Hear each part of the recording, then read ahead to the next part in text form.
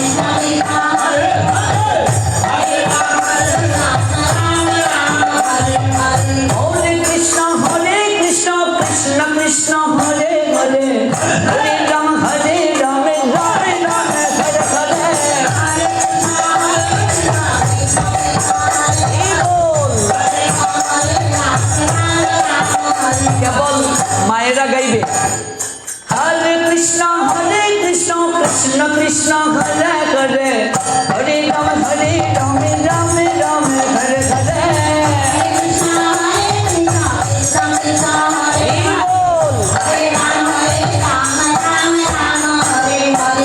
Microphone ছাড়া কেবল মায়েরা গাইবে, মাইক্রোফোন ছাড়া। পিছনে যারা আছো তারাও গাইবে হরে কৃষ্ণ কৃষ্ণ কৃষ্ণ হরে হরে হরে রাম রাম হরে হরে।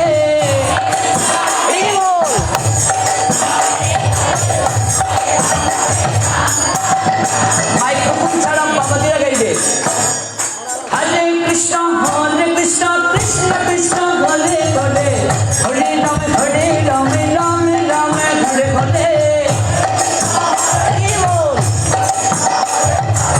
কৃষ্ণ হরে হরে হরে রাম রাম হরে হরে। হরে কৃষ্ণ কৃষ্ণ কৃষ্ণ হরে হরে হরে রাম হরে হরে। হরে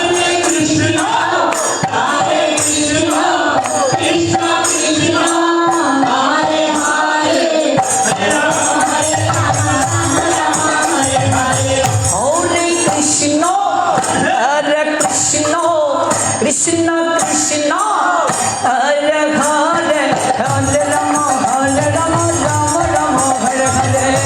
হরে কৃষ্ণ কৃষ্ণ কৃষ্ণ কৃষ্ণ হরে হরে হরে রাম হরে কৃষ্ণ কৃষ্ণ কৃষ্ণ হরে হরে হরে রাম রাম হরে হরে। হরে কৃষ্ণ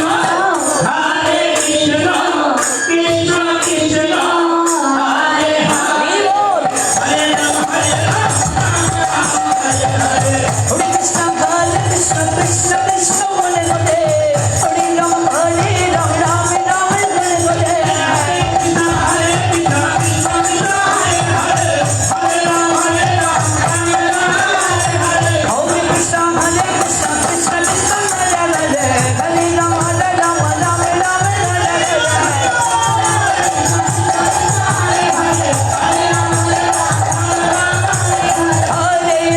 রাম হরে কৃষ্ণ কৃষ্ণ কৃষ্ণ হরে হরে হরে রাম রাম হরে হরে।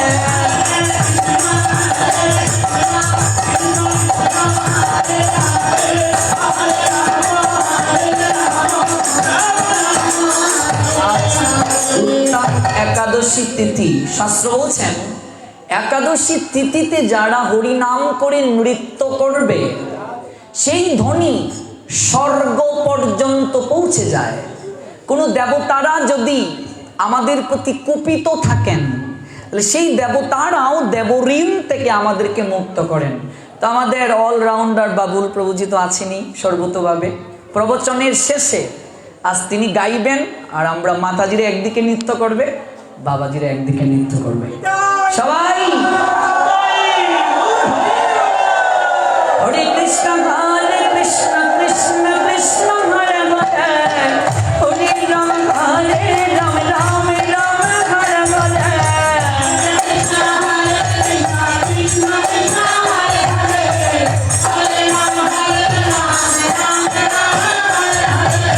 পাঠ শেষে বাবুল প্রভুজি গাইবেন, আর আমরা দাঁড়িয়ে সবাই নৃত্য করব। মায়েরা আলাদা নৃত্য করবে, বাবাজিরা আলাদা নৃত্য করবে।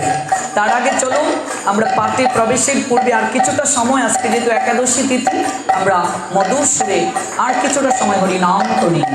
হরে কৃষ্ণ কৃষ্ণ কৃষ্ণ কৃষ্ণ হরে হরে, হরে রাম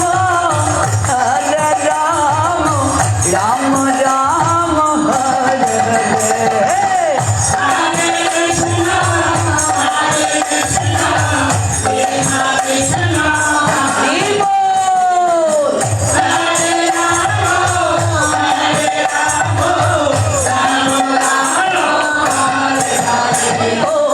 Hare Krishna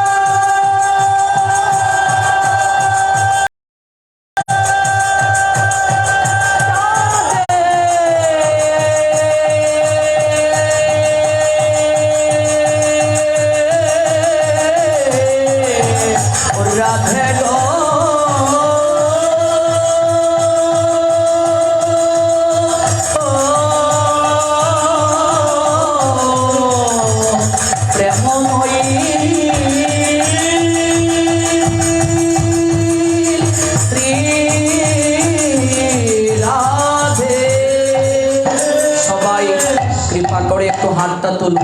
এই হাত তোলা মানে কি? আত্মসমর্পণ করা। নিতাই গৌর হরি বল, হরি বল, হরি বল, হরি বল।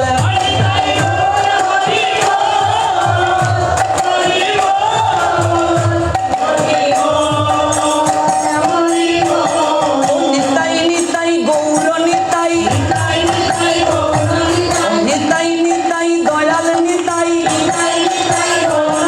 ও নিতাই নিতাই দয়াল নিতাই, নিতাই গৌর হরি বল, হরি বল, হরি বল, হরি বল।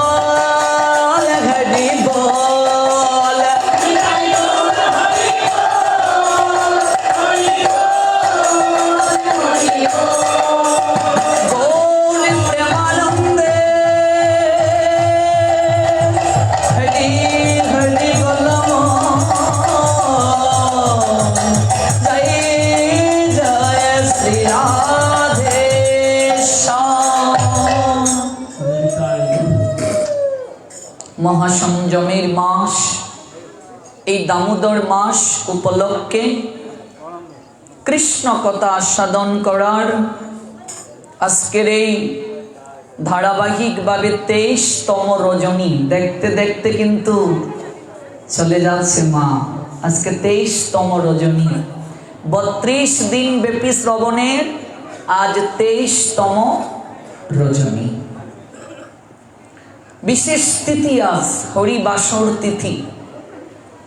দামোদর মাসের 2টি একাদশী তিথি অত্যন্ত গুরুত্বপূর্ণ। আমরা 2টি একাদশী তিথি পালন করতে পারছি হরিকথা শ্রবণের মাধ্যমে। কতটা সৌভাগ্যবান, সৌভাগ্যবতী আমরা।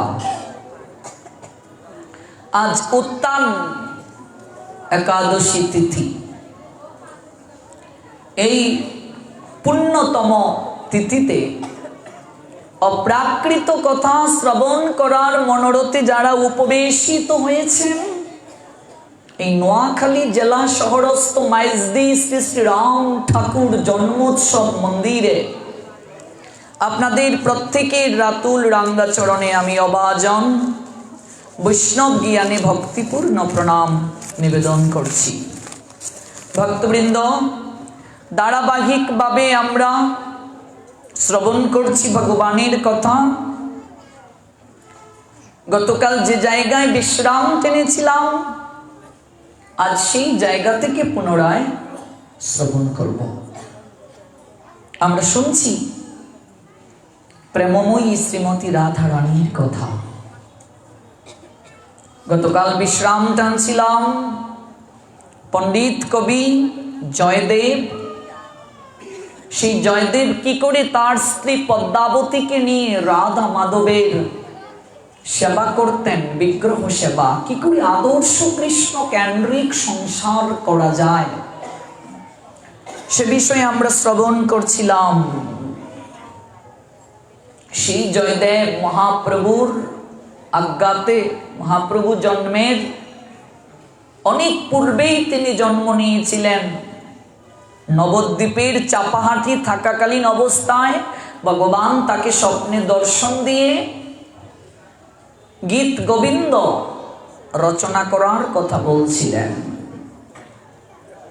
পুরুষোত্তম ধামে মহাপ্রভুর নির্দেশে, স্বপ্নে নির্দেশ পেয়ে তিনি গিয়েছিলেন, কারণ মহাপ্রভু তখনও আবির্ভূত কিংবা জন্ম গ্রহণ করেননি। সেই পদ্মাবতীকে নিয়ে তার সংসার ধর্ম চলছে। আমরা একটা পদ শুনেছিলাম, গোবিন্দের হৃদয়ের অভিব্যক্তি। মুই পিতবা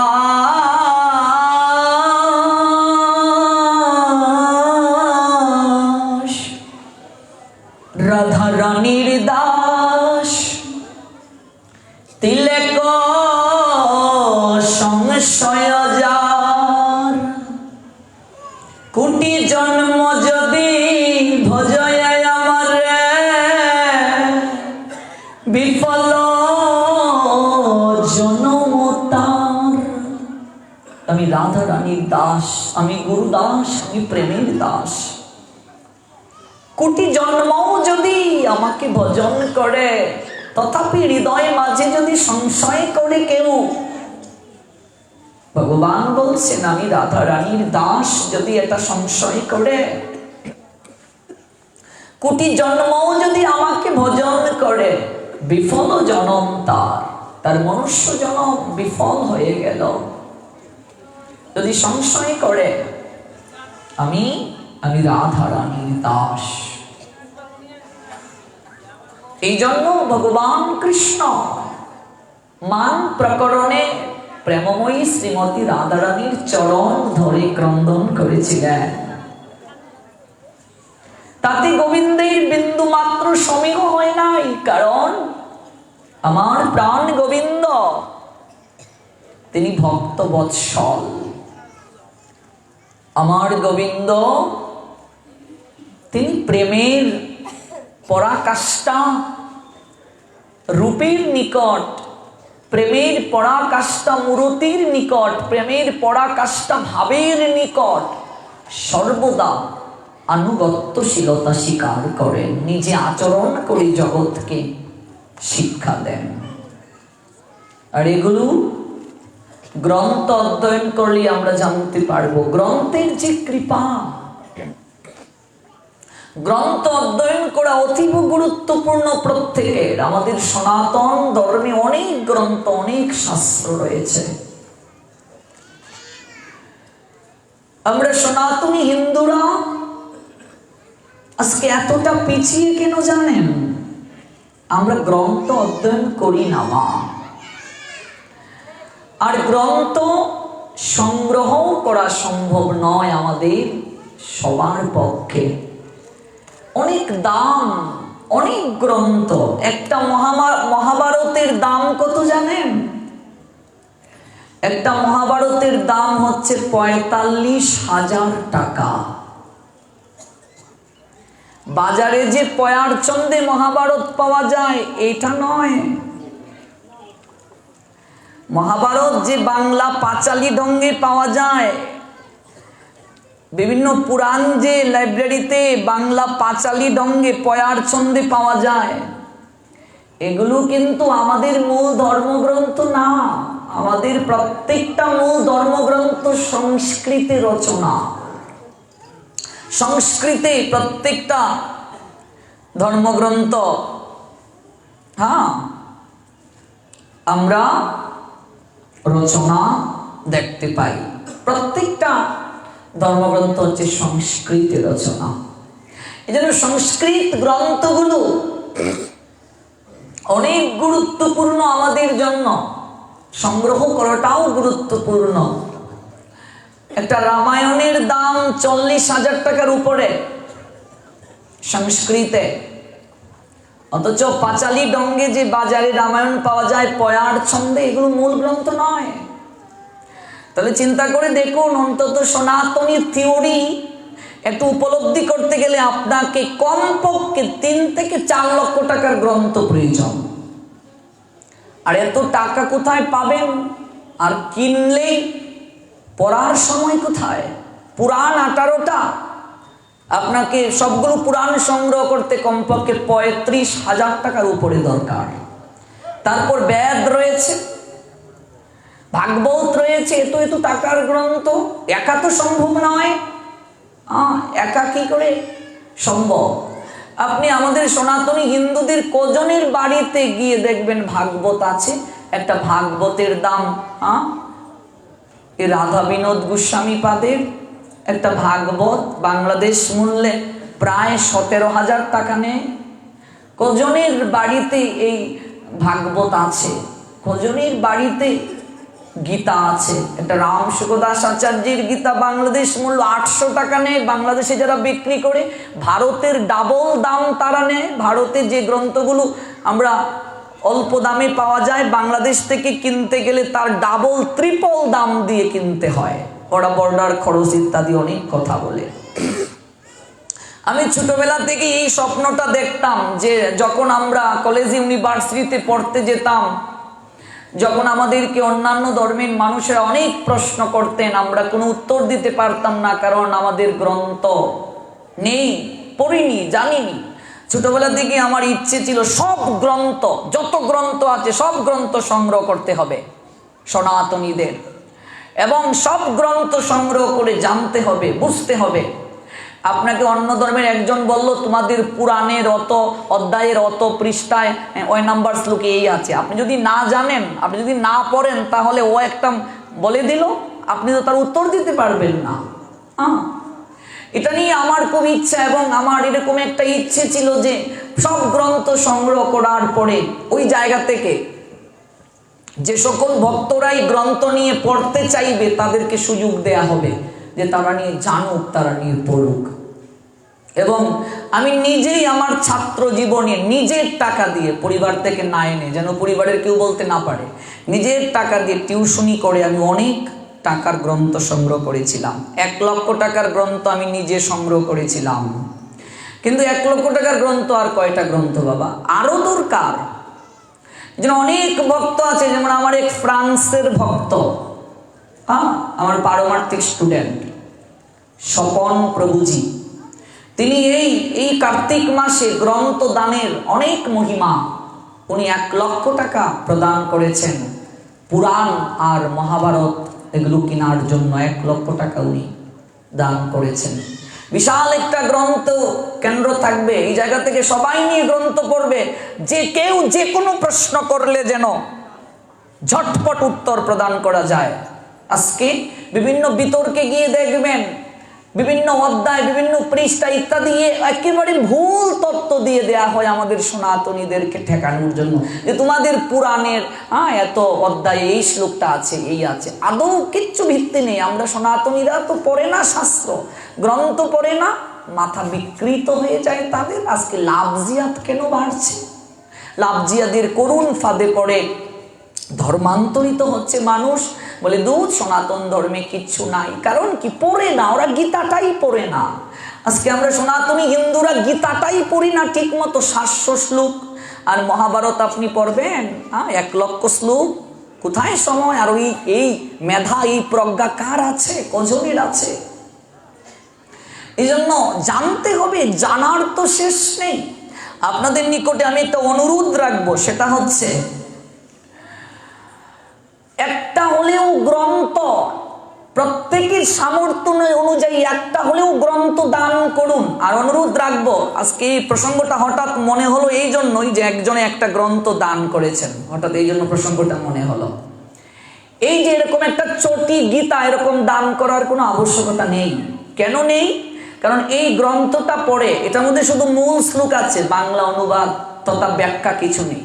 তা আমি 40 টাকা দিয়ে একটা গ্রন্থ কিনে যদি দান করি, আমার কি উপকার হচ্ছে? কোনো উপকার নেই। পুণ্যের জন্য মানুষ গ্রন্থ দান করবে এই ভাবনা নয়। আমি ছোট করছি না, গীতা সবগুলোই সমান।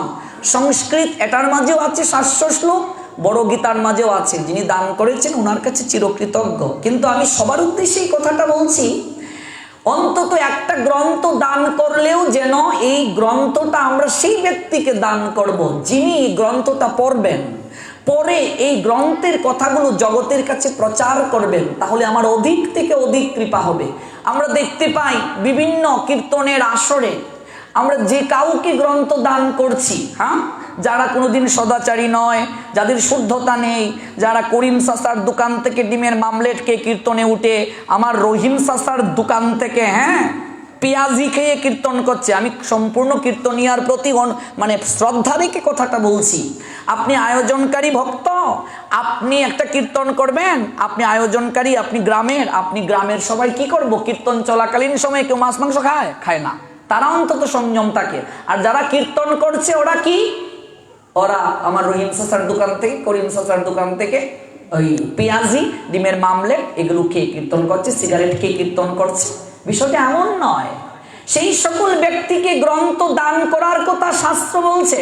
আপনি আয়োজনকারী ভক্ত, আপনি সংযম আছেন, আপনি কীর্তন শেষ না হলে আপনি আয়োজনকারী গ্রামের ভক্ত, আপনি কেউ মাছ খাবেন না, মাংস খাবেন না, আপনার চুলা একেবারে লেপে পুছে আপনি একেবারে শুদ্ধ রইলেন না, কীর্তন চলছে মহাযজ্ঞ। আর যার মুখ থেকে কীর্তন শুনবো তার মুখেই শুদ্ধ নয়, তো কি করে কৃপা হবে জগতে?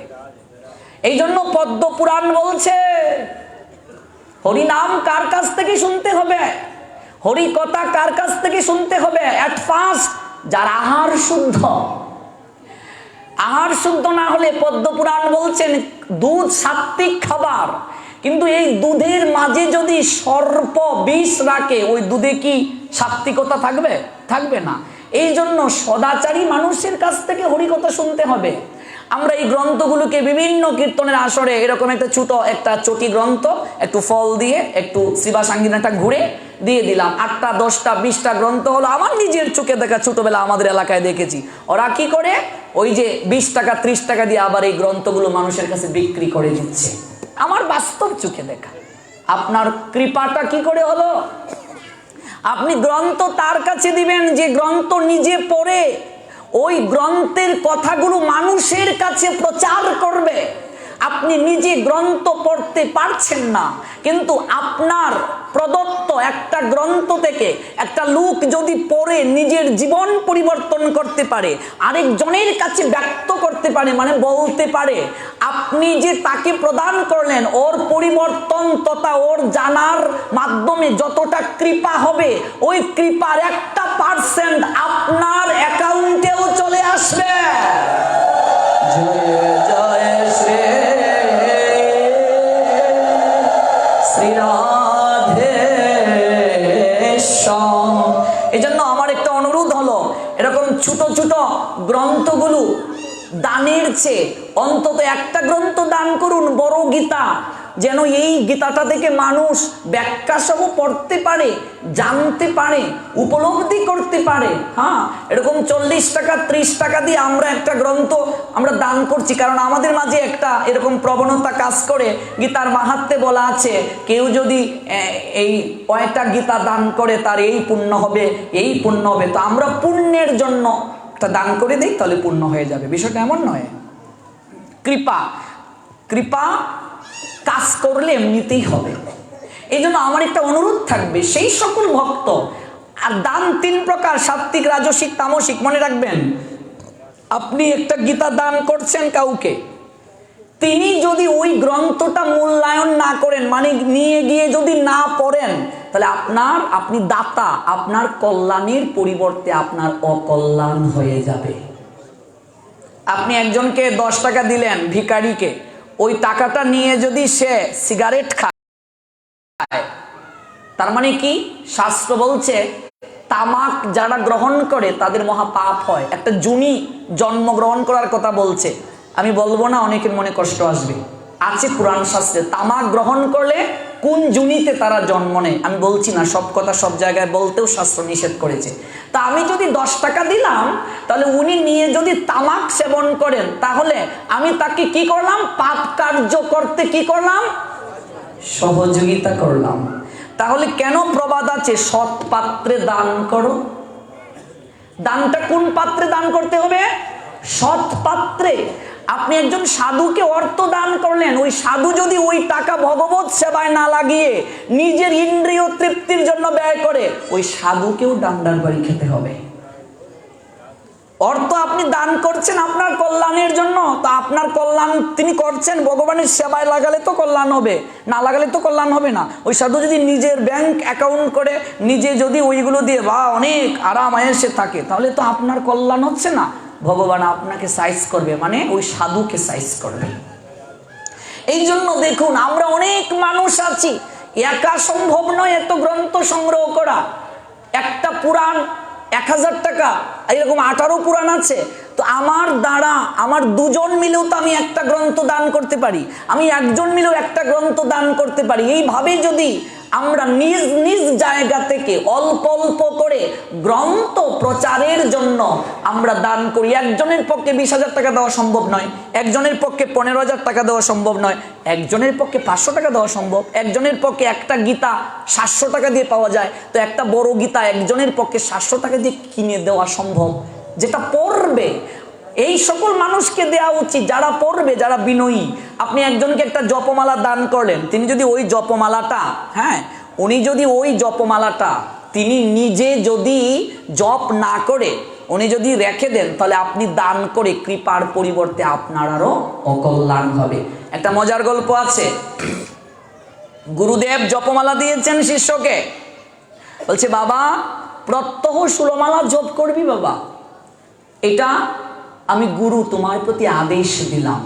গুরুদেব গৃহে যে কদিন ছিলেন, বা কি নিষ্ঠা, ঘুম থেকে উঠে আগে স্নান কার্য সমাপন করে তুলসীকে পাশে রেখে গুরুদেবকে দেখিয়ে দেখিয়ে, আমরা ধর্ম পালন করি কিছু লোক আছে দেখিয়ে দেখিয়ে, এমনিতে আরতি করা নাই, দেখবেন সবাইকে দেখিয়ে দেখিয়ে শুরু হয়ে গেছে আরতি। এমনিতে হরিনাম করার গ্রন্থ পড়ার ইয়ে নেই, লোক দেখিয়ে দেখিয়ে। সাধু গুরুদেব যখন আসবেন জপ করি না, জপ চলছে, সারাদিন জপ চলছে। শিষ্য গুরুদেব আছেন বাড়িতে, হ্যাঁ কি জপ, গুরুদেব বলছেন বা আমার ছেলেটার কি নিষ্ঠা, দেখো শিষ্যের কি নিষ্ঠা, আমার হরিনাম করছে। হরিনাম করে গুরুদেব বলছেন বাবা জপটা ঠিক মতো করবি, এটা ভব নদী পার হবার তোর সম্বল বাবা, আমি তোকে এই কৃপা করে গেলাম। গুরুদেব চলে গেলেন, জপমালা এমন করে টাঙ্গিয়ে রাখা হয়েছে, বাঁশের মাঝে এরকম টাঙ্গিয়ে রাখা হয়েছে, আর কোনো খবর নেই। হঠাৎ শুনলেন গ্রামে গুরুদেব আসছেন, খবর আসলো গুরুদেব আসছেন। শীঘ্র করি বাঁশ থেকে জপমালাটা নামিয়ে ভেতরে ঢুকিয়ে হরে কৃষ্ণ কৃষ্ণ কৃষ্ণ হরে হরে, হরে রাম রাম রাম হরে হরে। গুরুদেব আসলেন, করে বাবা তুই জপ করিস ঠিক মতো, তুই আমার যোগ্য শিষ্য রে বাবা, তুই আমার কথাটা রাখছিস, আমি এসে তোকে জপে পেলাম। বাবা বাবা মঙ্গল হোক বাবা, তোর মঙ্গল হোক। গুরুদেব কয়েকদিন থাকলেন, বা ঠিক মতো চললো, নাম সব চললো, আবার টাঙ্গিয়ে রাখা হয়ে গেল। আবার 1 বছর পরে গুরুদেব না জানি চলে আসলেন, উঠোন দিয়ে গুরুদেব আসছেন, হঠাৎ থেকে গুরুদেব আসছে, ওরে বাপরে আমার জপমালা কোথায়? এসে যখন জিজ্ঞেস করবে, টাঙ্গানো ছিল তো, ও বাবা দীর্ঘদিন জপমালা ব্যবহার না করার কারণে এটার ভিতরে বেঙ্গুরে বাসা বেঁধেছে। বেঙ্গুর বুঝো? হ্যাঁ, বেঙ্গুরে বাসা বেঁধেছে। আবার হুট করে গুরুদেব আসছেন, শিষ্য জপমালার ভিতরে ঢুকিয়ে যে হাত ঢুকিয়েছে, বেঙ্গুরে এক কামড় দিয়েছে। কি যন্ত্রণা রে বাবা, হরে কৃষ্ণ। ওই কামড়ের যন্ত্রণা চোখ বেয়ে জল ঝরছে, হরে কৃষ্ণ কৃষ্ণ কৃষ্ণ হরে হরে, হরে রাম। গুরুদেব এসে বলছেন বাবা তুই হরিনাম করে কান্না করছিস বাবা, আমি এতদিন যাবত আমি এই ভগবানের নাম প্রেম প্রচার করি, আমি তো এমন করে হরিনাম করে কান্না করতে পারলাম না। বাবা আয়, তুই আমাকে একটু আলিঙ্গন দে, তুই আমার যোগ্য শিষ্য, তোকে আলিঙ্গন করে আমার মাঝে শিষ্য গুরুকে উদ্ধার করতে পারে। বাবা আয়, যদি তোকে আলিঙ্গন করে আমার মাঝে একটু কৃষ্ণ প্রেম ভক্তি লাভ হয়। শিষ্য মনে মনে ভাবছে, গুরুদেব আমি তো জানি বেঙ্গুরের খামরে আমি কান্তাছি, আর আপনি ভাবতেছেন কৃষ্ণ নাম কইরা আমি কান্তাছি। গুরুদেব একটা প্রশ্ন ছিল, শুনেছি ওই মালায় নাকি জ্বালা কমায়, আমি তো ভাবছি মালায় আরো জ্বালা বাড়ায়। গুরুদেব বলছেন যদি মালার সদ্ব্যবহার করো মালায় কমাবে জ্বালা, আর যদি সদ্ব্যবহার না করো মালায় বাড়াবে জ্বালা। এই হচ্ছে অবস্থাটা হচ্ছে ঠিক এইরকম। মালায় জ্বালা কমায়, আবার মালায় জ্বালা বাড়ায়, প্রয়োগের ক্ষেত্রে, ব্যবহারের ক্ষেত্রে। শুধু ঘরে রেখে দিলে হবে না, অধ্যয়ন করতে হবে। গ্রন্থ দান করে দিয়ে দেওয়া হলো, আমি এটা পড়লাম না, আমি রেখে দিলাম, কোনো লাভ নেই। দাতা ভুক্তা এবং গ্রহিতা উভয়ে অকল্যাণ সাধিত হবে। এই জন্য সৎ পাত্রে দান করতে হবে। এই জপমালা আমি একজনকে দান করলাম, উনি জপমালার ব্যবহার ঠিকভাবে করলো না, আমি দাতা, আমার কি হবে? অকল্যাণ হবে। এটা আমার কথা নয়, ভগবান গীতায় বলছেন 3 প্রকার দান, একটা হচ্ছে সাত্ত্বিক, একটা রাজসিক, একটা হচ্ছে তামসিক। দান করতে হবে সাত্ত্বিক দান, রাজসিক তামসিক নয়। এই জন্য আপনাদের নিকটে আমার একটা অনুরোধ থাকবে, আপনারা আপনাদের সামর্থ্য অনুযায়ী গ্রন্থ দান করবেন, জপমালা দান করবেন, তুলসীর মালা দান করবেন, যার যে সামর্থ্য। একটা তুলসীর মালাই দান করুন। একটা কণ্ঠে তুলসী মালার দাম কত? 60-70 টাকা। যাদের কণ্ঠে নাই দান করে দিন। এই কার্তিক মাসে আর কয়েকটা দিন আছে, রাস পূর্ণিমা পর্যন্ত, এর ভিতরে দান করুন। আর এই যে রাস পূর্ণিমার উৎসব হবে মন্দিরে, মন্দির কর্তৃপক্ষের নিকটে চাল, ডাল, সবজি, তেল আপনাদের সামর্থ্য অনুযায়ী নগদ অর্থ এই মন্দির এত সুন্দর করে অনুষ্ঠানের আয়োজন করেছে। আমরা মন্দির কর্মী কমিটির কাছে চিরঋণী। তারা যদি আয়োজন না করতেন তাহলে আমরা কি এত সুন্দর আমরা আনন্দ করতে পারতাম? এত সুন্দর কৃষ্ণ কথা শুনতে পারতাম না। এই জন্য রাস পূর্ণিমায় বিশাল উৎসব হবে মন্দিরে।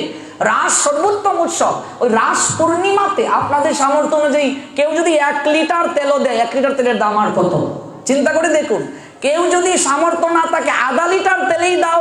1/2 লিটার তেল যদি মানুষে নিয়ে আসে, তেল দিয়েই তো সব শেষ হয়ে যাবে, এখানে বন্যা হয়ে যাবে। 1 কেজি দাও, 1 কেজি আলু, যার সামর্থ্য নেই 1 কেজি দাও, যার সামর্থ্য 5 কেজি দাও। আমার এখনো মনে পড়ে চিরাদদি মহোৎসব আমরা করেছিলাম একবার সুনামগঞ্জে।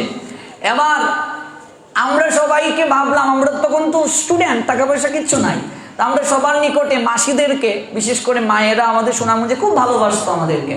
আমরা বলতাম, মা গো, আমরা তো চিরাদদি মহোৎসব করতাম, তো আমাদের তো টাকা পয়সা, স্টুডেন্ট মানুষ, আমরা টাকা কই পেতাম। আপনারা যার সামর্থ্য, কেউ 250 চিরা নিয়ে আসবেন, যার সামর্থ্য 1/2 কেজি চিরা নিয়ে আসবেন, কেউ সামর্থ্য 1 কেজি নিয়ে আসবেন, কেউ সামর্থ্য 1 পাতিল দই নিয়ে আসবেন। এবার যে 1 কেজি চিরা নিচ্ছে সে ভাবতেছে খালি চিরা দিতাম নি ভগবান রে, তাইলে সঙ্গে 1 কেজি গুঁড়ো লইয়ে যাইয়া। ওরে বাপরে! তারপরে মন্দিরে বস্তার বস্তা চিরা, দই অভাব নেই, চিরা বিশাল বিশাল গামলার মাঝে দুধ, চিরা, দই মাখিয়ে শত শত লোক খাওয়ানো হয়ে গেল।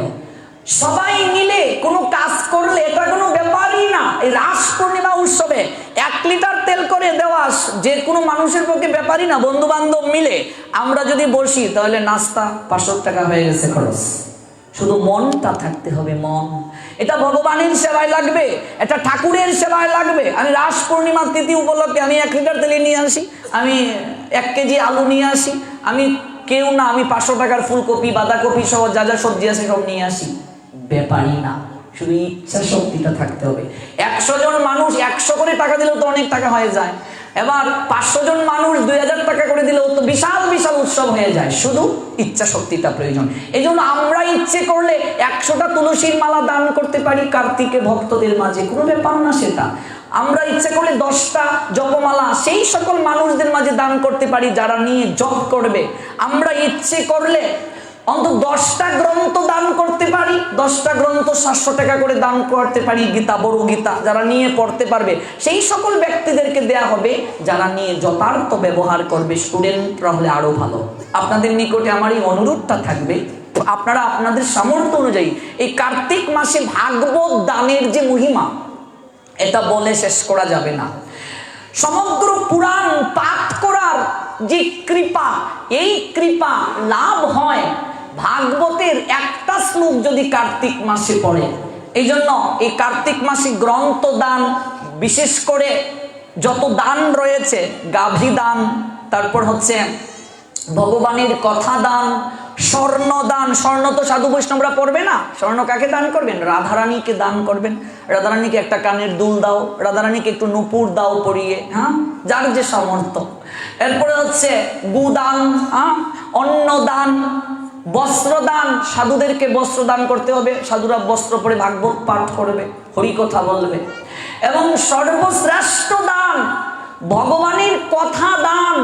এই দানের উপরে আর কোনো দান হয় না, যে আত্মার খাবার। এই অপ্রাকৃত প্রেম পীযুষ দান করে জীবের কল্যাণ হয়। কাজে এই উত্তান একাদশী তিথিতে সবার নিকটে আমার এই অনুরোধটা থাকবে, আপনারা আপনাদের সামর্থ্য অনুযায়ী অন্তত এই মাসে যদি একটা ভাগবত দান করতে পারেন, এই মাসে যদি একটা গীতা দান করতে পারেন, কিংবা অন্যান্য যে গ্রন্থরাজি আছে যদি একটা দান করতে পারেন, অসীম কৃপা হবে।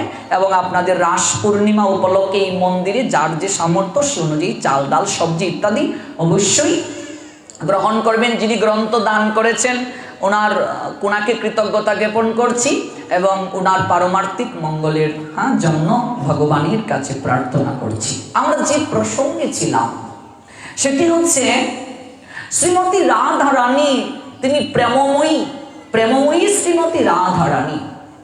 সেই প্রেমময়ী শ্রীমতী রাধা রানী তিনি জগৎ জীবকে শিক্ষা দিয়েছেন, অপ্রাকৃত শিক্ষা। শিক্ষাটা কি?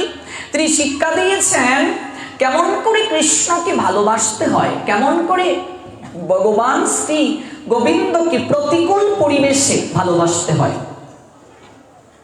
আর ভগবান এই জন্যই বলে দিলেন, তিলেক ও সংশয় যার, তিলেক পরিমাণও যদি কেউ সংশয় করে, কোটি জন্ম যদি ভজয়ে আমারে বিফল জন্ম তার মনুষ্য জন্ম বিফল হবে। এবার পণ্ডিত কবি জয়দেব ভাবছেন, আমার গোবিন্দ অনন্ত কোটি বিশ্ব ব্রহ্মাণ্ডের মালিক, আমার গোবিন্দ সর্বশক্তিমান, আমার গোবিন্দের অধীনে সবাই, একলে ঈশ্বর কৃষ্ণ আর সব বৃত্ত, যারে জয়িছে নাচায় সে তৈছে করি নৃত্য। ভগবান একলে ঈশ্বর, ঈশ্বরের ঈশ্বর পরমেশ্বর কৃষ্ণ, বাকি সব তার সেবক। যারে জয়িছে নাচায় সে তৈছে নৃত্য করে। তিনি এক গোয়ালিনী ব্রজবালার চরণ ধরবে, এটা কি করে মেনে নেওয়া যায়? তিনি যে লিখছেন গীত গোবিন্দ, লিখতে গিয়ে ওই জায়গাটা কলম চালাতে পারছেন না, ভাবছেন এটা আমি কিভাবে লিখব। অনন্ত কোটি বিশ্ব ব্রহ্মাণ্ডের মালিক ভগবান রাধারানীর চরণ ধরবে, এটা আমার মনে বিশ্বাস হচ্ছে না। তাই গীত গোবিন্দ লিখতে গিয়ে পণ্ডিত কবি জয়দেব তিনি ভাবতে শুরু করছেন কি লিখবেন। হঠাৎ ভাবছেন, আপাতত আজ পুঁথিটাকে বন্ধ করে রেখে যাই পাণ্ডুলিপি, আমি একটু সমুদ্রে স্নান করে আসি। মধ্যাহ্নকালীন সময়ে ভোগরাগ হবে রাধা মাধবের তো সেবা করেন। আর পদ্মাবতীকে বলছেন, গো পদ্মাবতী, তুমি রাধা মাধবের জন্য ভোগ রাগ প্রস্তুত করো, আমি এসে নিবেদন করব। আমি সমুদ্র থেকে স্নান করে আসি। এই কথা বলে জয়দেব পণ্ডিত কবি পাণ্ডুলিপিটাকে এমন করে রেখে, ভেতরে দুহাত রয়েছে, তিনি স্নান করার জন্য কুটির থেকে সমুদ্রে চলে গেলেন। এদিকে আমার ভগবান অনাদিরাদি গোবিন্দ আজ জয়দেবের রূপ ধারণ করে পদ্মাবতীর কুটিরে প্রবেশ করিল। ভগবান জয়দেবের রূপ ধারণ করেছে, মা পদ্মাবতীর কুটিরে প্রবেশ করবে। ভগবান পদ্মাবতীর কুটিরে প্রবেশ করে মনে মনে ভাবছেন, হে জয়দেব, তুমি সংশয় করেছো আমি রাধা রানীর চরণ যুগল ধরব কি করে। হে জয়দেব, রাধা রানীর মতো আমায় আর কেউ ভালোবাসে না। যে রাধা রানী সারাটা জনম আমার জন্য নয়নের জল ফেলল, হে জয়দেব, আমি সেই রাধা রানীর প্রেমে আমি দাসত্ব স্বীকার করি।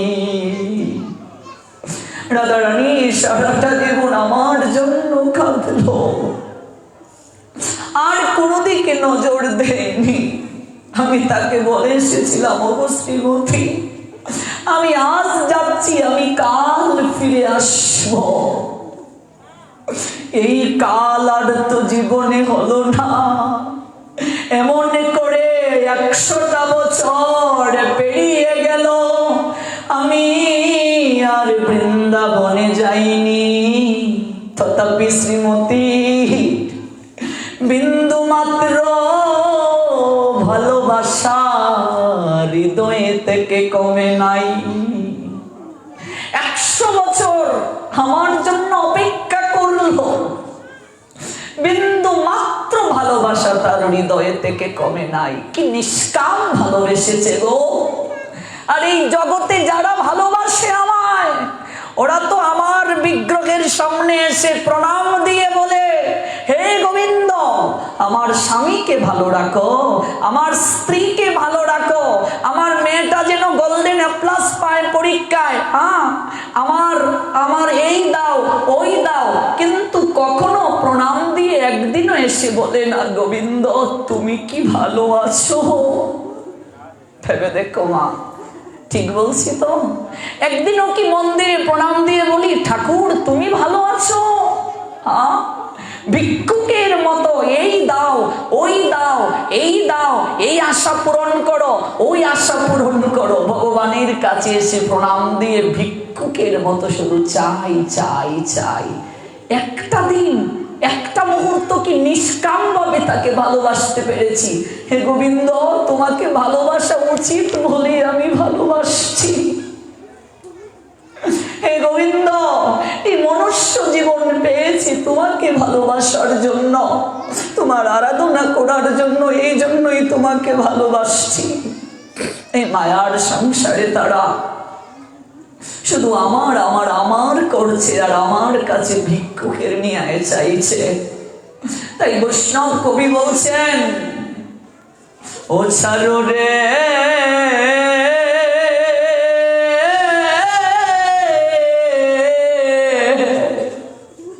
সংসারে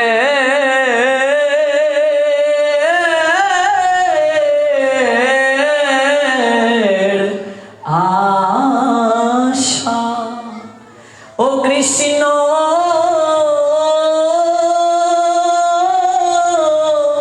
নামে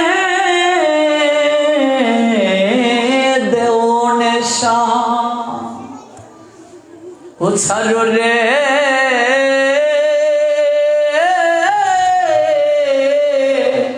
সংসারে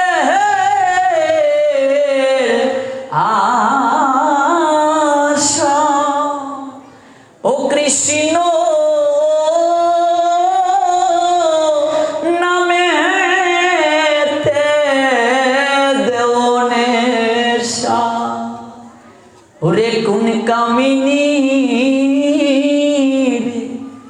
কাঞ্চনে পাইয়া মনরে রইয়াছ কামেতে মজিয়া।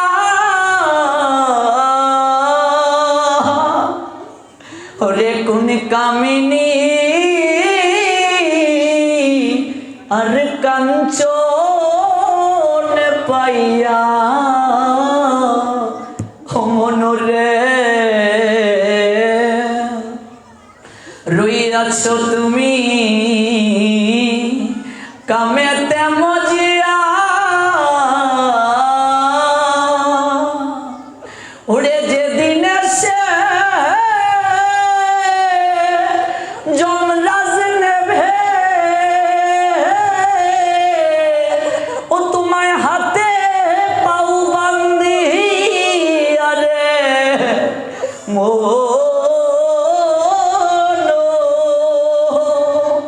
ও মনে রে নামে দেও নেশা। যেদিন যমদূত তোমাকে হাতে পাও বন্ধন করে নেবে, সেদিন কোন রাজার দোহাই দেবে? সেদিন কি বলবে, একটু সময় দাও, সম্পত্তির দলিলটা বুঝিয়ে যেতে পারিনি, একটু সময় দাও। হ্যাঁ, জায়গা জমি ভালো করে মাপা হয় না, একটু মেপে দিয়ে যাই সন্তানকে। হ্যাঁ, এই দুদিনের সংসারে কত বড়াই, কত আড়াই, কত মারামারি, জায়গা নিয়ে, সম্পত্তি নিয়ে, বাসা বাড়ি নিয়ে। দুদিনের সংসারে কত কিছু আমরা করি, অথচ যেদিন যমরাজ দুধ পাতাবে, হাতে পায়ে বেঁধে নিয়ে যাবে, একটু মুহূর্ত সময় দেবে না, একটু সময়ও দেবে না বুঝানোর যে অনিত্য ভালোবাসায়, প্রকৃত ভালোবাসার উৎসকে আমরা ভুলে গেছি। সেই বৈষ্ণব কবি বলছেন, ওরে পূর্ণিমা তো থাকবে না রে মনরে, আসবে অমাবস্যা,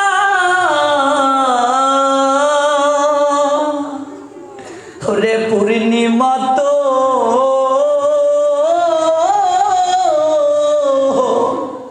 থাকবে না রে মনরে, আসবে অমাবস্যা, ওরে চিরদিন তো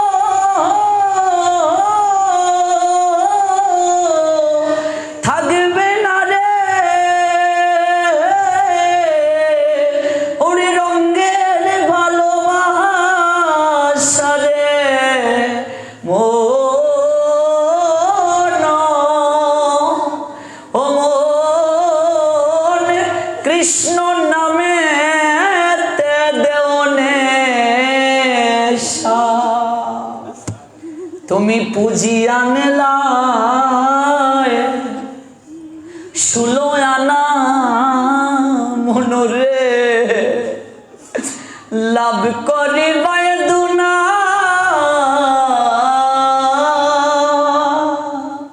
পুঁজি এনেছে গো মহাজন, তোমাকে পাঠিয়ে দিয়েছেন, দ্বিগুণ লাভ করবে।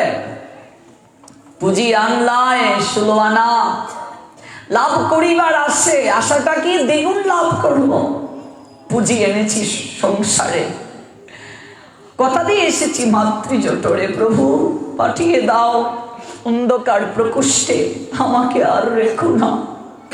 পুঁজি আনলাম 16 আনা, লাভ করিবার আসে, হরে পুঁজি আনলায় 16 আনা মনরে, লাভ করিবার আসে, ও তোমার আসলে আসল মিলে না, ও মাজনে বুঝাইবে কে দিয়া রে মন, ও মনে রে নামেতে দেউনে। দেখো মা, আমি যা নিয়ে এসেছিলাম, যা নিয়ে এসেছিলাম, এই সংসারে সব শেষ। এই যৌবন ভগবান দিয়েছেন কৃষ্ণ ভজনের জন্য, কামিনীর সঙ্গে যৌবন শক্তি ফুরালো।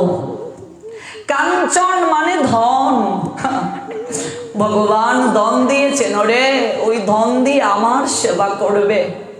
দরিদ্র যারা যারা খেতে পারে না, ওদের সেবা করবে, ওদেরকে সেবা করালেও আমার সেবা হয়।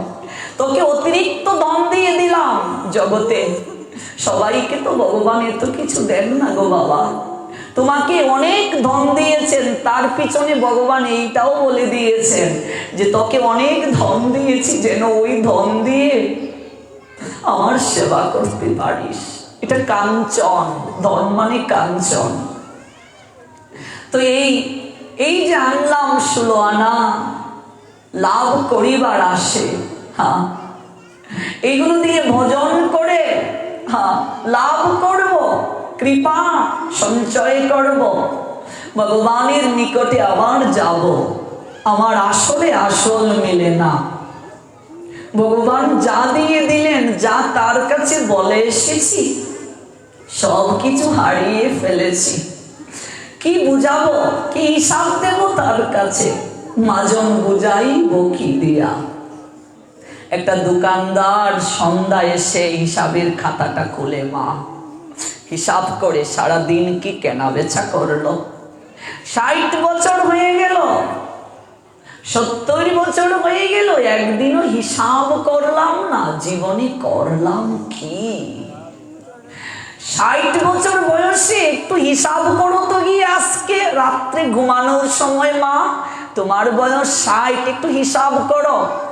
ওই শুরু থেকে 60 বছর পর্যন্ত কয়টা ভালো কাজ আমি করেছি, কয়টা মন্দ কাজ করেছি, কয়জনের ক্ষতি করেছি, হ্যাঁ কতটা সময় ভগবানকে দিয়েছি। ওই মন্দিরে গিয়ে মাথা টেকিয়ে বলতে হবে না, তোমার মনই তোমাকে বলে দেবে তুমি কোথায় যাবে। তুমি নিজে আজ উপলব্ধি করতে পারবে তোমার স্থানটা কোন জায়গায়। হিসাব খুবই গুরুত্বপূর্ণ। হিসাব বুঝে যারা চলে না, যারা হিসাব করে না, তারা জীবনে প্রত্যেকটা পদে পদে বিপদের সম্মুখীন হয়। যে ব্যবসায়ী হিসাব করে না, সে তো ব্যবসায়ী নয়, সে তো লোকসান করবে। ওই জীবনে হিসাব যারা করে না, আমাদের মহাজন বলছেন সে মানুষ নয়, মানুষ নয়।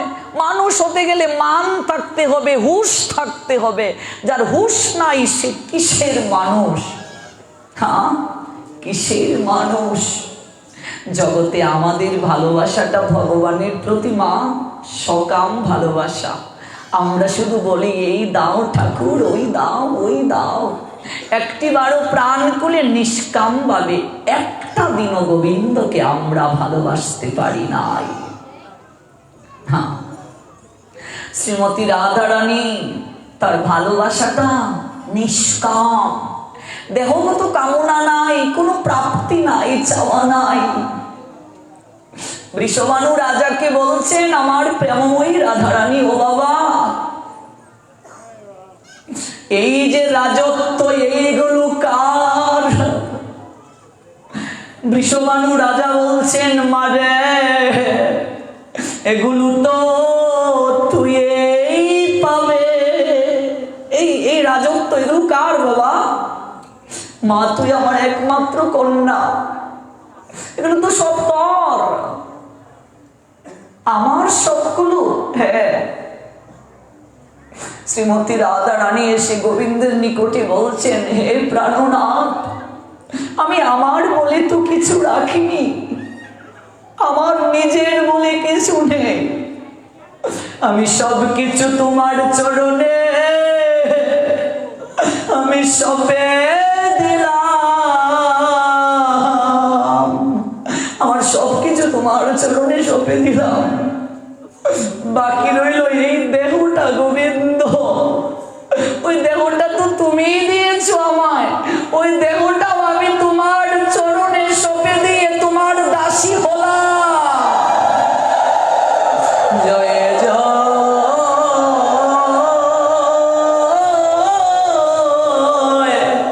শ্রী রাধে শ্যাম। এই জন্যই তো আমার গোবিন্দ এতটা ভালোবাসেন রাধারানীকে। হ্যাঁ, উদ্ধব যখন এসেছিল বৃন্দাবনে, শ্রীমতী রাধারানী উদ্ধবকে বলেছিলেন, উদ্ধব আমরা যে কৃষ্ণ বিরহে এত কান্না করি, ভালো নেই, আমরা যে কৃষ্ণ বিরহে বেদনায় আমরা বিভোর, হে উদ্ধব তুমি তোমার সখা মথুরানাথ কৃষ্ণকে গিয়ে এই কথা বলিও না। কেন? আমরা যেহেতু কষ্ট পাচ্ছি এটা বলিও না। উদ্ধব বলছেন, কেন? উদ্ধব আমরা কষ্ট পাচ্ছি এই কথাটা যদি তোমার সখা কৃষ্ণ জানতে পারে, সে রাজ সিংহাসনে ভালো থাকতে পারবে না। উদ্ধব আমরা বনাচারী, আমরা গোয়ালিনী, আমরা হাটে গরু চড়াই, আমরা দধি বিক্রি করে সংসার চালাই। উদ্ধব আমরা যতই কষ্টে থাকি না কেন, আমাদের প্রাণনাথ যেন সুখে থাকে।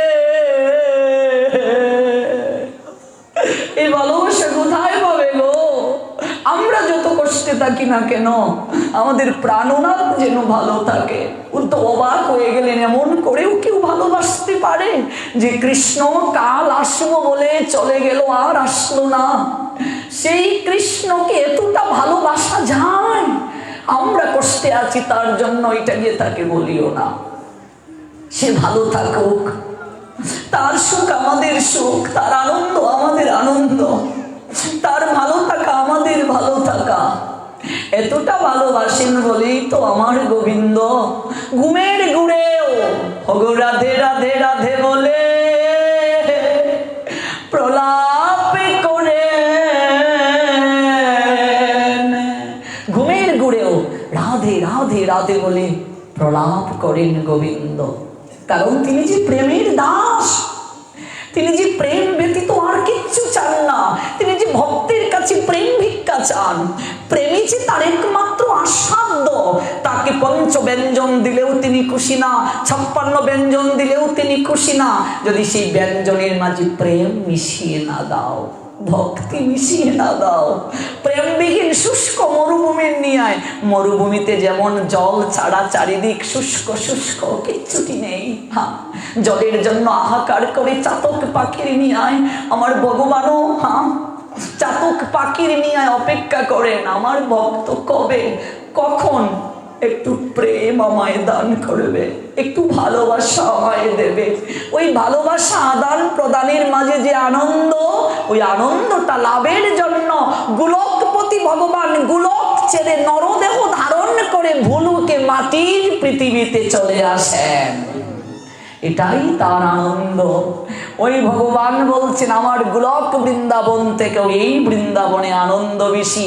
ওই নবসৃষ্ট বৃন্দাবন যেখানে আমার ভক্তগণ আমার নামে গুণ কীর্তন করে, নয়ন তিসিতামে বৈকুণ্ঠে যোগিন হৃদয়ে নচ মদ ভক্ত যত্র গায়ন্তি তত্র তিষ্ঠামি হে নারদ। হে দেবর্ষি নারদ, আমি বৈকুণ্ঠে থাকি না, আমি যোগীদের হৃদয়েও থাকি না। হে নারদ, আমার ভক্তগণে যেখানে মিলিত হয়ে আমার গুণ কীর্তন করেন, হে নারদ আমি সেই কানে রাধারানীকে নিয়ে বিরাজ করি। প্রেমময়ী রাধারানীকে নিয়ে আমি বিরাজ করি। ওই বৃন্দাবন থেকে আমার এই বৃন্দাবনে আনন্দ বেশি, কারণ এখানে আমার ভক্ত আছে। ভেবেছ মা, ভেবেছ? আমরা ধারাবাহিকভাবে রাধারানীর প্রেমের কথা শুনবো রাসলীলা পর্যন্ত। আজকে 23তম রজনী, বাকি সব কটা দিন আমরা ধারাবাহিকভাবে শুনবো। এই যে নিষ্কাম ভালোবাসা, এই ভালোবাসা দিয়েছিলেন বলেই তো গোবিন্দ মান প্রকরণে গিয়ে চরণ ধরলেন রাধারানী। এই চরণ ধরার মাঝে গোবিন্দ বলছেন আমার কোনো লজ্জা নেই। প্রীতির রাজ্যে আবার লজ্জা কিসের? প্রীতির রাজ্যে নীতি কথা খাটে না, ভালোবাসার রাজ্যে শাস্ত্র জ্ঞান পর্যন্ত চ্যুত হয়ে যায়। যাদের পাণ্ডিত্য নাই, যারা পড়তে পারে না, যাদের শাস্ত্রীয় জ্ঞান নাই, কোনো দরকার নেই। যদি হৃদয়ে প্রেম থাকে মা, শাস্ত্র পড়ে ভগবানকে পাওয়া যায় না। কোনো দৃষ্টান্ত নাই যে শাস্ত্র পড়ে কেউ ভগবানকে পেয়েছে। যদি প্রেম হৃদয়ে না থাকে, শাস্ত্র কেবল আমাদেরকে জানিয়ে দেয় এই পথে চললে তুমি কৃষ্ণ পাবে, এই পথে চললে তোমার মঙ্গল হবে, এই পথে চললে কৃষ্ণ কৃপা হবে। হৃদয়ে প্রেম নিয়ে ওই পথে আমাকে যেতে হবে। সাধুরা এসে বলে যাবে যদি আমি আচরণে আনি, আমি ভক্ত হয়ে যাব, আমার জীবন পরিবর্তন হয়ে যাবে। কারণ সাধুরা হচ্ছেন শাস্ত্রের ধারক, নিজেরা ধারণ করেন, শাস্ত্রের বাহক, শাস্ত্র বহন করেন, শাস্ত্রের প্রেরক। তারা প্রেরিত করেন, তারা পৌঁছে দেন জগৎ সংসারে। আমার উচিত গ্রহণ করা, আমি গ্রহিতা, আমি এসেছি, নিয়ে যাব বাড়িতে। গ্রহণ করে একটু একটু করে 32 দিনের আলোচনায় 32টা কথাও যদি আমার জীবনে আচরণে আনি, আমার জীবন সার্থক হয়ে যাবে, সার্থক। এই সেই রাধারানী গো এতটা নিষ্কাম ভালোবাসা দিয়েছেন ভগবানকে। রাজ গোবিন্দ জয়দেবের রূপ ধারণ করেছেন বাবা, ভেতরে প্রবেশ করলেন। পদ্মাবতী পদ্মাবতী তো ভেবেছে তার স্বামী এসেছে, কিন্তু তার স্বামীর রূপ ধরে যে এসেছেন আমার মাধব, এটা তো পদ্মাবতী জানে না। পদ্মাবতী প্রবেশ করেই বলছেন। এর আগে পদ্মাবতী দেখলেন পুঁতিটা খুলেছেন এসে, তিনি তো ভাবলেন পুঁতিটা একটু লিখেছেন আগে তার স্বামী, তারপর বন্ধ করে স্নানে গিয়েছেন, মাধবের ভোগ লাগাবেন, হয়তো কিছু লিখছেন এই জন্য পুঁতিটা খুলছেন। তিনি পারস তৈরি করছেন, মাধবকে দেবেন। গোবিন্দ আসলেন, এসে পুঁতিটা খুললেন। পুঁতিটা খুলে নিজের হাতে ভগবান। গীত গোবিন্দ গ্রন্থটা সবাই সংগ্রহ করবেন। এই গীত গোবিন্দ গ্রন্থ যাদের গৃহে থাকবে স্বয়ং গোবিন্দ তাদের গৃহে বিরাজ করেন, কারণ এই গীত গোবিন্দ গ্রন্থে একটা লাইন স্বয়ং ভগবান নিজের হাতে লিখেছেন। জয় জয় শ্রী রাধে শ্যাম। ওই গীত গোবিন্দ গ্রন্থটা আমি রাধাকুণ্ড থেকে কিনে নিয়ে এসেছি। গৃহে থাকলেও মঙ্গল, নিজের হাতে ভগবান একটা লাইন লিখে গিয়েছেন এই গ্রন্থে, যার নাম গীত গোবিন্দ গ্রন্থ। একটু কিনে ঘরে রাখবেন, তাতেও মঙ্গল হবে। ভগবান নিজের হাতে এসে দুয়াত কলম নিয়ে তিনি লেখলেন, দেহি পদ পল্লব মুদারম। এই বাক্য দ্বারা তাহার সর গরল খণ্ডনম মম শিরসি মণ্ডনম। মম মানে আমার, শির মানে কি? শির মানে মাথা। হে জয়দেব, আমার মস্তকের মাঝে রাধারানী চরণ শোভা পায়। মম, মম মানে আমার, মম শিরসি আমার শির, শির মানে মাথা। ওই মাথায় আমার রাধারানীর চরণ যুগল শোভিত হয়। ভেবে দেখেছো মা কতটা কাঙ্গাল, প্রেমের কাঙ্গাল। এই জন্যই তো গোবিন্দের নাম প্রেমময়। কতটা প্রেমের কাঙ্গাল। এই ছবিটাও দেখবেন আছে, এরকম একটা ছবিও আছে। আর কৃষ্ণের দুটো হাত এখানে, কৃষ্ণের সেই মস্তকে রাধারানীর চরণ যুগল। চমৎকার। কৃষ্ণ রাধারানীর চরণ যুগলে ধরেছেন হাত দিয়ে, সেই ছবিটাও আছে। রাধাকুণ্ডেও তো আমরা দর্শন করে আসলাম, এবং চিত্রপটও পাওয়া যায়, গুগলে সার্চ করে দেখবেন, আছে চিত্রপট। নিজের হাতে লিখে দিয়ে গেলেন, লিখলেন, লিখে বলছেন, পদ্মাবতী, ও পদ্মাবতী, আমার প্রচন্ড আজ ক্ষুধা লেগেছে, আমাকে কিছু আহার দাও। পদ্মাবতী বলছেন, ভোগ তো এখনো নিবেদন করা হয়নি মাধবকে। আজ স্বয়ং ভগবান জয়দেবের রূপ ধারণ করে এসেছেন গো। মনে মনে বলছেন, পদ্মা, প্রতিদিন তো পাথরের বিগ্রহে তুমি ভোগ লাগাও আমার উদ্দেশ্যে। পদ্মা, তুমি তো জানো না আজ আমি স্বয়ং এসেছি তোমার হাতে খাওয়ার জন্য। আমি স্বয়ং এসেছি। ও পদ্মা, তুমি একটু তুলসী পত্র দিয়ে আমায় দিয়ে দাও না। ও পদ্মা, তুমি একটু তুলসী পত্র দিয়ে আমায় দিয়ে দাও না। ও মা, যে ভগবান স্বয়ং এখানে আছেন, ওই পাথরের ভগবানে আমার দেওয়ার কি প্রয়োজন আছে? পদ্মা পদ্মাবতী জানে আমার স্বামী তো কখনো এমন নয়, ভগবানকে না দিয়ে তো কখনো তিনি গ্রহণ করেন না। এ কি হলো আমার স্বামীর আজ? আজ তিনি বলছেন একটু তুলসী পত্র দিয়ে তাকে দিয়ে দিতে। আমার তো কিছুই মাথায় ঢুকছে না, বিষয় এলোমেলো লাগছে। বিষয়টা কি? আমার ভগবান শ্রী গোবিন্দ নিজে আসন পেতে বসলেন, জয়দেবের রূপ ধারণ করে। এদিকে পদ্মাবতী তুলসী পত্র দিয়ে ওই ভুগের মাঝে নম ব্রাহ্মণ দেবায় গো ব্রাহ্মণ হিতায় চ জগদ্ধিতায় শ্রীকৃষ্ণায় গোবিন্দায় নমো নমঃ। তুলসী পত্র দিয়ে যখন জয়দেবের নিকটে এনে রাখলেন, তিনি তো জানেন না এ যে মাধব এসেছে তার স্বামীর রূপ ধারণ করে। হাতে পাকা নিয়ে বসলেন আর নিজের হাতে বাতাস করেছেন। ভেবে দেখো মা, এই হলো আদর্শ সংসারী। ভগবান জগন্নাথ যে ভেবেছিলেন আমি জয়দেবকে বিয়ে করাতে চাই জগৎকে শিক্ষা দেওয়ার জন্য। সংসারে থেকেও কৃষ্ণ দর্শন হয় যদি সংসারটাকে কৃষ্ণের করতে পারো মা। ওই সংসারে থেকেও কৃষ্ণ দর্শন হয়। সন্ন্যাস নিয়েও কৃষ্ণ দর্শন পাবে না যদি কৃষ্ণের প্রেম হৃদয়ে জাগ্রত করতে না পারো। প্রেমী আসল, প্রেমী হৃদয়ের একমাত্র সম্পদ, একমাত্র মূলধন ভগবানকে দেওয়ার জন্য।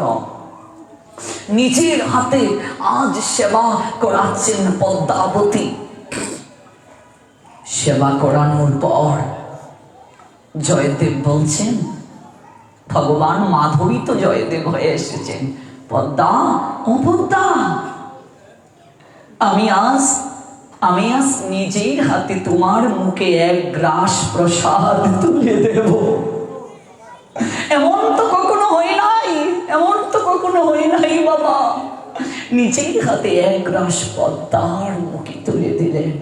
এই প্রসাদ পেয়ে পদ্মাবতীর সর্বাঙ্গ যেন পুলকিত হয়ে উঠল, সমস্ত শরীর শিহরণ দিয়ে উঠল। আহা আহা, এ কেমন প্রসাদ! আমি আজ যে প্রসাদ গ্রহণ করলাম আমার সারা শরীর রোমাঞ্চিত হয়ে উঠল।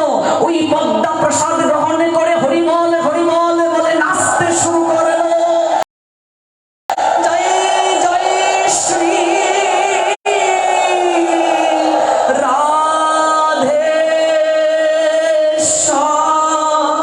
ওই প্রসাদ গ্রহণ করে নাচতে শুরু করলো, নাচতে শুরু করলো। প্রসাদের থালাটি নিয়ে তিনি ধীরে ধীরে যাচ্ছেন।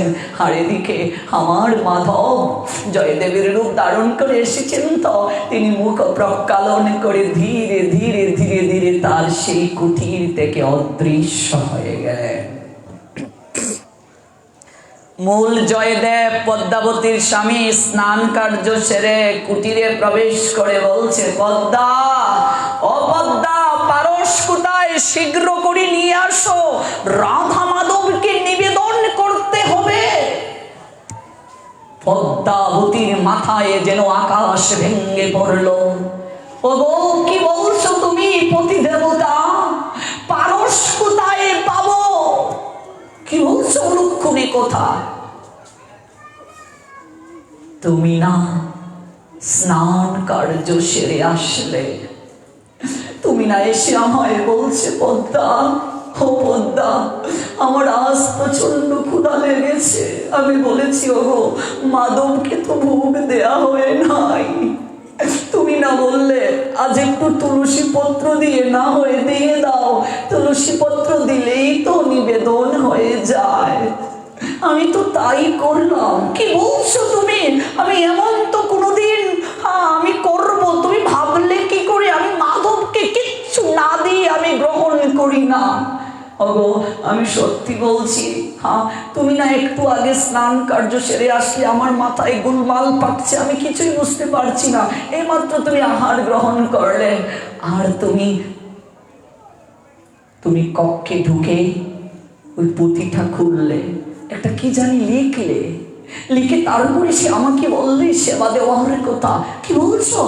হ্যাঁ, চলো তো দেখি পুঁথিটা কি লেখা আছে।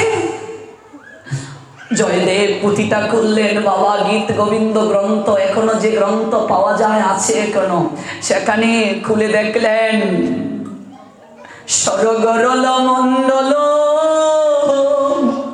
মম শিরসি মণ্ডন লেখা আছে। এই কথা লেখা আছে শ্রীমতী রাধা রানীর চরণ যুগল। তিনি ধরেন, এটি তার লজ্জা নেই, এটা তার পরম পাওয়া। আচারীকে মাটিতে বললেন জয়দেব, ওগো পদ্মা, আমি আসিনি গো, আমি আসিনি। পদ্মা, ওগো তুমি বলো ভাগ্যবতী, তুমি যাকে দর্শন করেছো সে আর কেউ নয়, সে যে আমার অনাদি আদি গোবিন্দ, আর কেউ নয়। আমি সন্দেহ করেছিলাম আমার গোবিন্দ রাধারানীর চরণ কি করে তিনি ধরতে পারেন। আজ আমার সন্দেহ দূর করার জন্য স্বয়ং আমার ভগবান আমার রূপ ধারণ করে এসে তিনি পুঁথির মাঝে লিখে রেখে গেলেন। বলো না পদ্মা, আর কি বলেছেন তিনি তোমার কাছে? ওই পতি দেবতা। তাহলে আমি সেই সৌভাগ্যবতী যিনি নিজের হাতে আমার মুখে একটু প্রসাদ তুলে দিয়েছেন।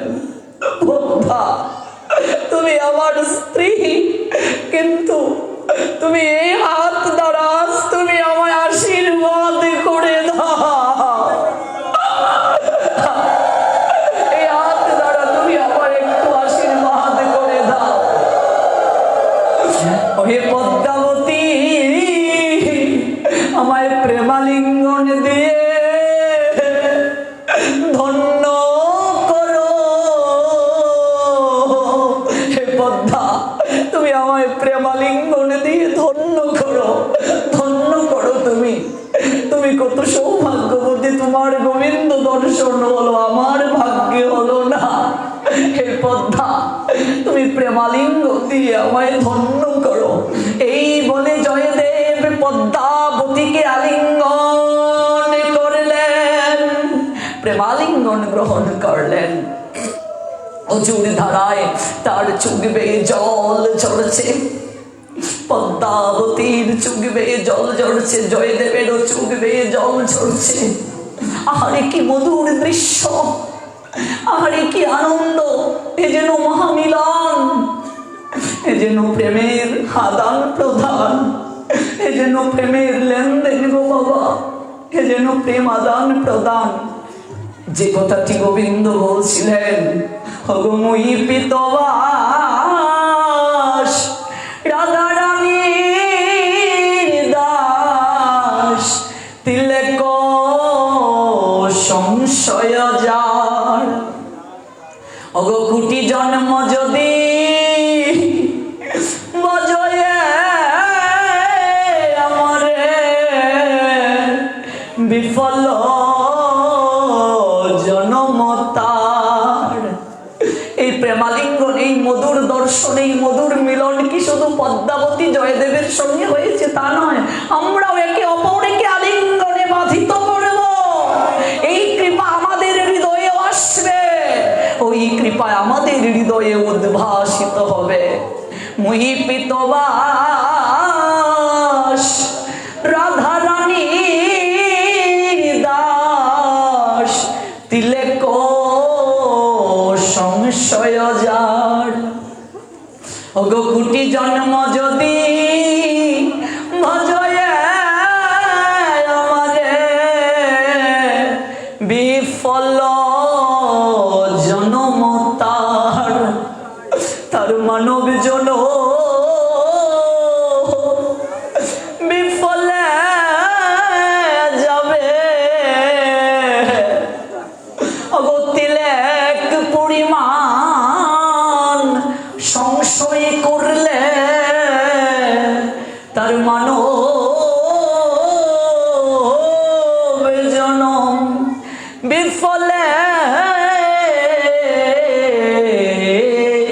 যাবে। মুই পীতবাস রাধারানীর দাস, তিলেক সংশয় যার, কোটি জন্ম যদি ভজয়ে আমারে, বিফল জন্ম তার। জয়দেব, জয়দেব পদ্মাবতীকে প্রেমালিঙ্গন করলেন, নয়নের জলে ভক্ষ বেশি গেল জয়দেবের। পদ্মাবতী, তুমি বড় ভাগ্যবতী, তোমার মতো ভাগ্য কজনের আছে পদ্মা? তোমার মতো ভাগ্য কজনের আছে? তোমার গোবিন্দ দর্শন হলো পদ্মা, গোবিন্দ নিজের হাতে তোমায় প্রসাদ তুলে দিলেন। পদ্মা, তোমার মতো ভাগ্য কজনের আছে?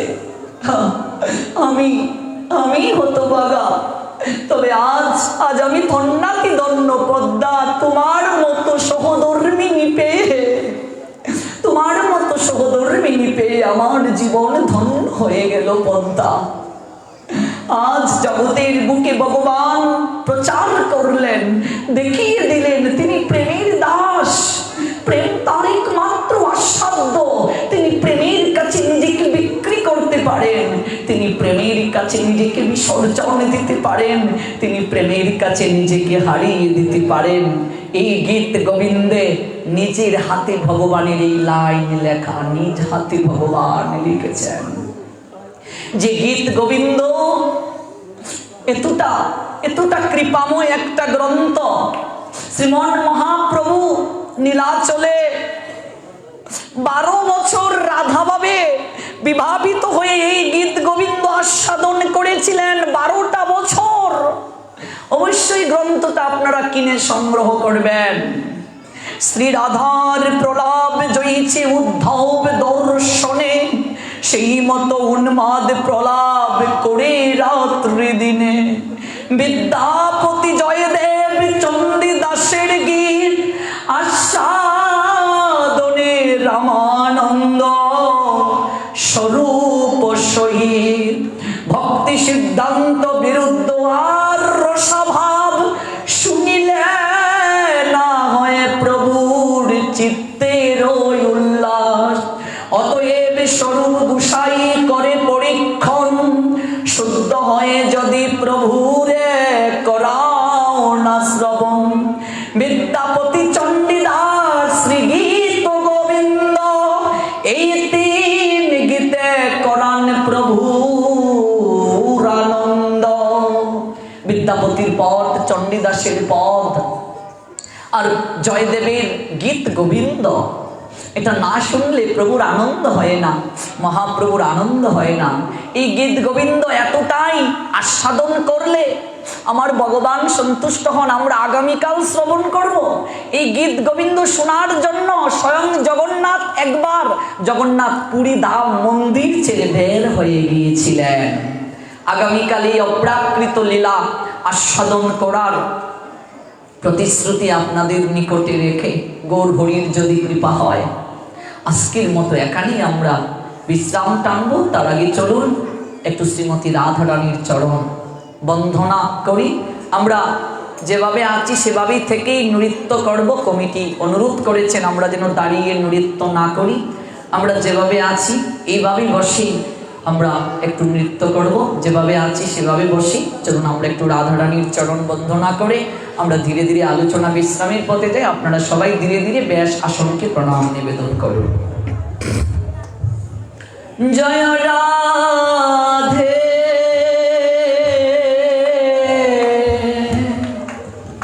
রাধে রাধে, জয় রাধে রাধে,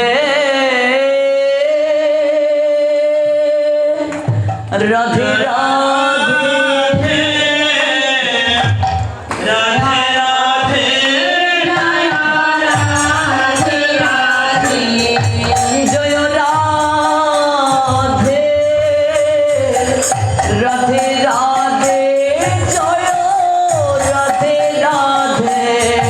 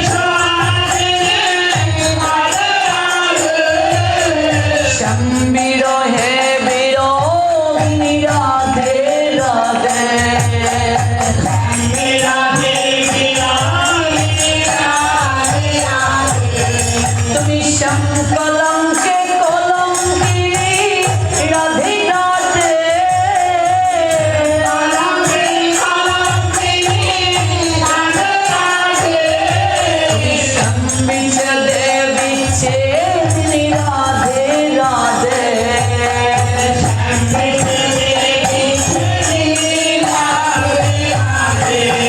তুমি শ্যাম গৌরবে গৌরবিনী রাধে রাধে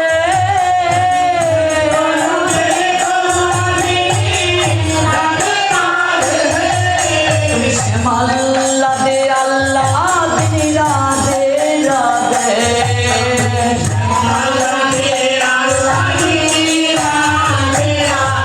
ও জয় রাধে রাধে রাধে জয় রাধে রাধে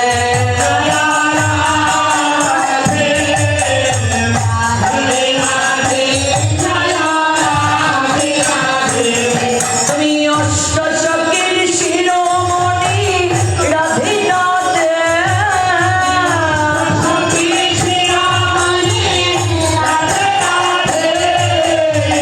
রাধে রাধে জয় রাধে রাধে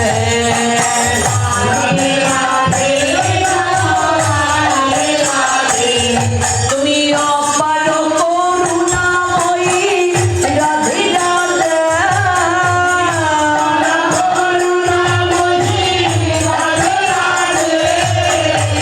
রাধে রাধে